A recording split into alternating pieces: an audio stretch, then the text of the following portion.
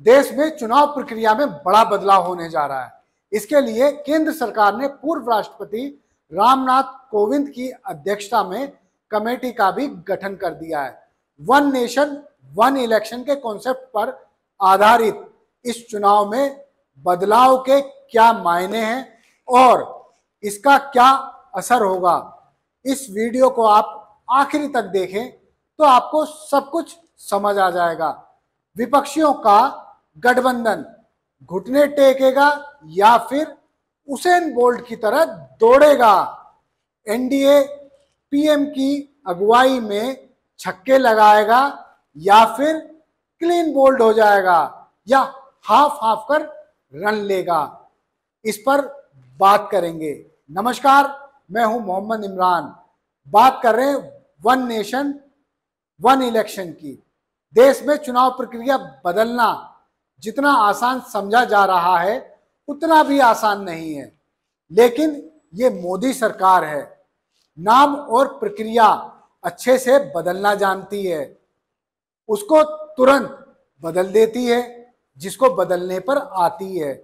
नोटबंदी और जीएसटी जैसे बड़े फैसले और सेंट्रल विस्टा का निर्माण समयबद्ध तरीके से कराना सरकार की पहचान। विपक्ष के लाख हंगामे के बाद भी अपने मंसूबों में पीएम मोदी कामयाब रहे।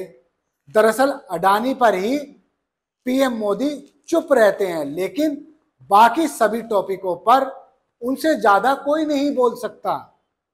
चुनाव प्रक्रिया में बदलाव करने के लिए संविधान में भी बदलाव अनिवार्य है। इसके लिए अनुच्छेद 83, 85, 172, 174, 356 में संशोधन किया जाएगा। जिस तरह से अनुच्छेद 370 को हटाने के लिए सरकार की ओर से प्रतिबद्धता और अपनी ताकत दिखाई गई, ठीक उसी तरह से चुनाव के लिए भी ये किया जाएगा। यानी चुनाव प्रक्रिया में बदलाव करने के लिए सरकार पूरी तरह प्रतिबद्ध है। अब जानते हैं कि इस कमेटी में कौन कौन सदस्य हैं।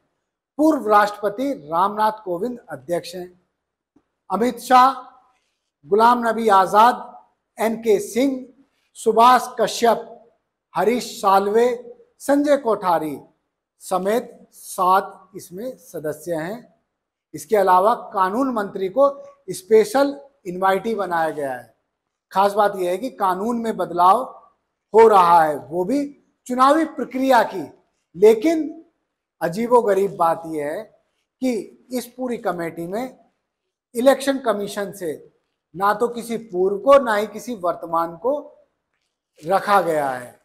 नहीं तो कोई पूर्व कमिश्नर को ही रख लेते, लेकिन उससे कोई मतलब नहीं।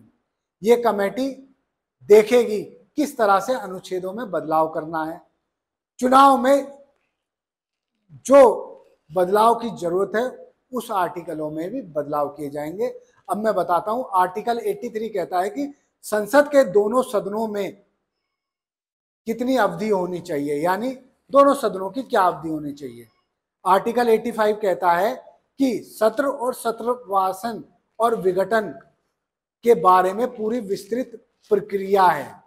आर्टिकल 172 में राज्य विधानमंडल की अवधि और विघटन के बारे में विस्तार से प्रावधान लिखे हैं। अब बदलाव में आर्टिकल 174 भी शामिल है, जिसमें कहा गया कि राज्यपाल समय समय पर विधानमंडल में किसी भी सदन की बैठक आहूत कराएं। अनुच्छेद 356 यानी राष्ट्रपति शासन, यह भी 2 प्रकार से लगाया जा सकता है। राज्यपाल की रिपोर्ट के आधार पर या फिर राज्य की मशीनरी फेल हो जाने पर, उस वक्त जब राज्य संघ द्वारा दिए गए निर्देशों का पालन करने में विफल साबित हो जाए। वैसे तो विपक्ष तरह तरह की बातें कर रहा है। अब चर्चा करा दो, कैसे चर्चा होगी किसी को नहीं मालूम, लेकिन लगातार विपक्ष यही कह रहा है कि मोदी सरकार चाहती है कि देश में इलेक्शन ही ना हो।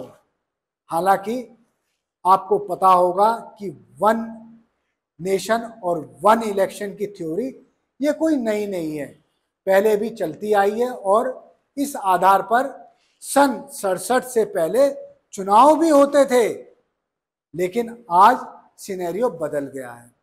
दरअसल मैं बता दूं विपक्ष क्यों डर रहा है। विपक्ष इसलिए डर रहा है कि यदि सब इलेक्शन एक साथ होंगे तो हो सकता है कि विपक्ष का सफाया हो जाए। क्यों? क्योंकि मोदी के नाम पर पता चलेगा लोकसभा के लिए भी वोट मांगे जा रहे हैं, विधानसभा के लिए भी और पंचायत के लिए भी, नगर पालिकाओं के लिए भी। तो ऐसे में जो हमारे वोटर हैं वो भ्रमित होंगे और उनका माइंड बदल सकता है। इसीलिए रीजनल पार्टी को अपने अस्तित्व का भी खतरा दिखाई दे रहा है, उनके अस्तित्व पर खतरा मंडरा रहा है। यही कारण है कि लगातार इंडिया यानी विपक्षी दलों का गठबंधन इसका चुप रहकर विरोध कर रहा है। हालांकि मोदी ने जो ये कदम उठाया है उसका कोई खुलकर विरोध भी नहीं कर सकता, क्योंकि चुनाव प्रक्रिया में बदलाव करना ये नई बात नहीं है, काफी समय से पेंडिंग चल रहा था। ये कहा जा सकता है कि समय ऐसा चुना गया है कि इससे सीधा फायदा एनडीए को ही होगा। लेकिन तरह तरह की बोल है, तरह तरह की थिंकिंग है, जितनी जबान उतने सवाल। अब देखना ये होगा कि सरकार वन नेशन वन इलेक्शन को कितना साकार कर पाती है और कितना टाइम लगेगा, संविधान में क्या क्या बदलाव होगा। मैंने आपको पहले ही बताया कि अनुच्छेद ये है, इनमें बदलाव की बेहद ज़रूरत है। यदि इनमें बदलाव नहीं होगा तो ये थ्योरी फेल हो जाएगी। धन्यवाद। आप देखते रहिए जय हिंद जनाब। चैनल को लाइक और सब्सक्राइब करना ना भूलें। जय हिंद।